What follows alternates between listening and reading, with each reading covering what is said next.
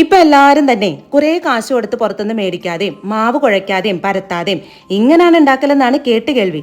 അപ്പോൾ ഒരു 6 ബ്രെഡ് ഒന്നങ്ങ് കട്ടാക്കിയിട്ട് കുതിർന്ന് വരാനായിട്ട് ഒരു 1/4 കപ്പ് പാലൊഴിച്ച് കൊടുത്തതിന് ശേഷം ഒരു 3 മുട്ടയും ഒരു ടീസ്പൂൺ കുരുമുളക് പൊടിയും ഇത്തിരി മാത്രം ഉപ്പും ഇട്ട് ഒരു ഫോർക്ക് വെച്ച് നന്നായി അങ്ങ് ഉടച്ചെടുക്കാം.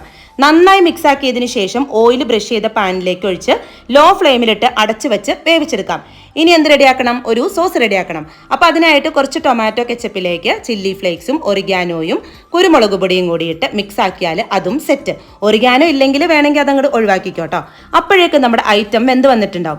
ഇനി ഒന്നങ്ങ് തിരിച്ചിട്ടതിന് ശേഷം സോസ് ഫുള്ളായിട്ട് അങ്ങ് സ്പ്രെഡ് ആക്കിയിട്ട് അതിന് മുകളിലായിട്ട് മൊസറില്ല ചീസ് ഗ്രേറ്റ് ചെയ്തതും ഫ്രൈ ചെയ്ത് വെച്ചാർന്ന ചിക്കനും ഇഷ്ടമുള്ള പോലെ ഫ്രൈ ആട്ടോ.